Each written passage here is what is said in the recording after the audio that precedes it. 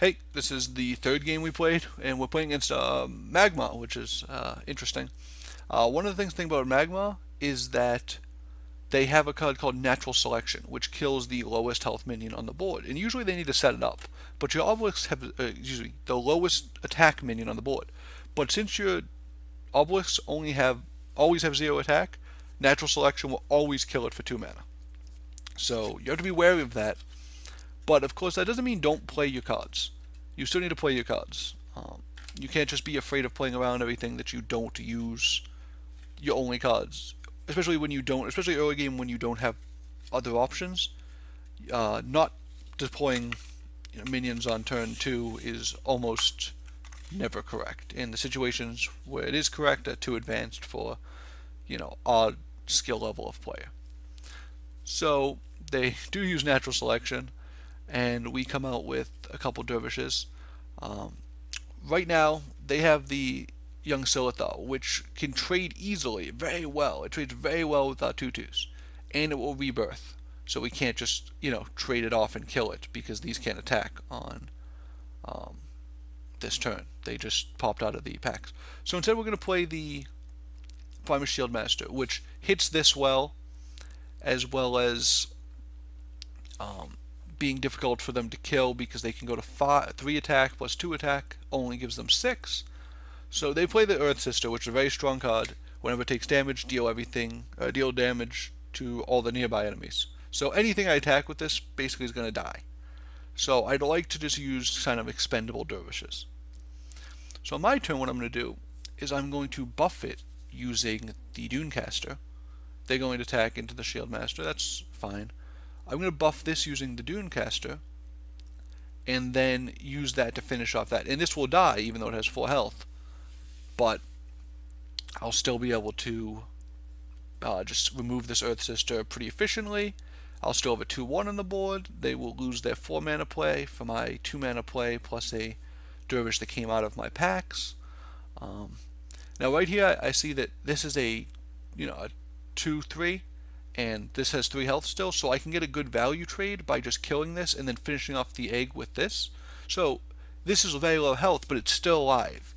Being at 1 health means that it either requires a ping or an attack, and if you can get an attack out of it, it's very strong, because now he's still stuck here at 15 health, surrounded by all of my minions and my obelisk and soon to be other obelisks.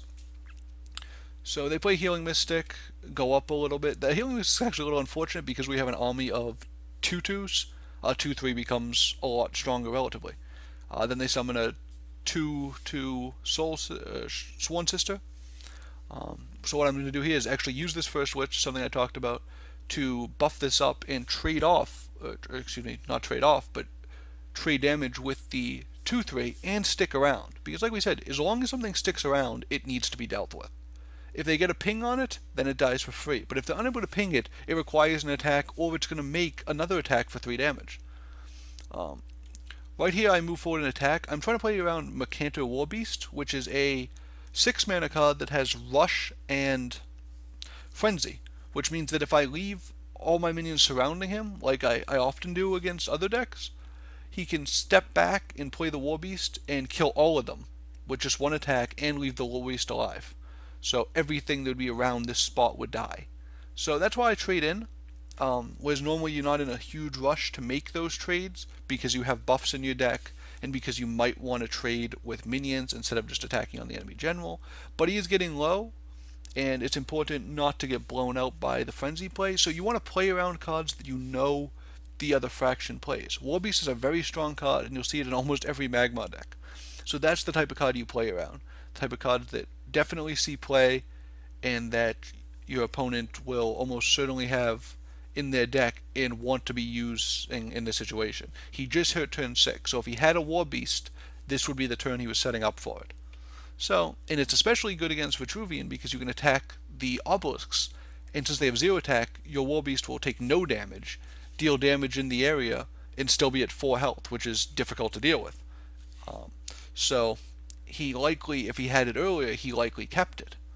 I also deploy this Blast Minion, just because then it becomes a game of if this survives, it's very, very hard for him to win. It's very hard for him to construct a board and deal with this, or construct a board without dealing with this that doesn't just get blown away by this card, in addition to my other cards. But this becomes a must deal with, so it's really putting a lot of pressure on him. And I also have this constant value engine over here, and he's behind on board as it is. So this is the type of situation you want to deploy it when it's a must deal with and it's very difficult to deal with. He doesn't have any minions on board that can just run it down. So he's going to play the Sworn Sister again. So he has huge card advantage on me. So if the game were to go on forever, if we had infinite health, I would be in trouble. But, of course, that's not the case. So we're playing a game based around making him dead, controlling the board and making him dead, but not worrying about the card advantage of his cards in hand. So right now I'm backing up. I could just be in his face, but I don't really need to be. I don't get a ton of benefit from it. Just attacking for the 2 isn't going to be huge. And I want to be able to safely deploy another of these blast minions. This is dispelled, but minions like this, when they get dispelled, become just 4/6s, which isn't a big deal. The blast is certainly powerful, but it becoming a 4/6 doesn't make it useless. And I buff this up here, again to play around Warbeast. I want to make it so that if he were to run the Warbeast down here, this would still survive and mean that his general would be dead the next turn. So basically he plays the Chrysalis Burst, and that's basically a concession, and the game ends right there.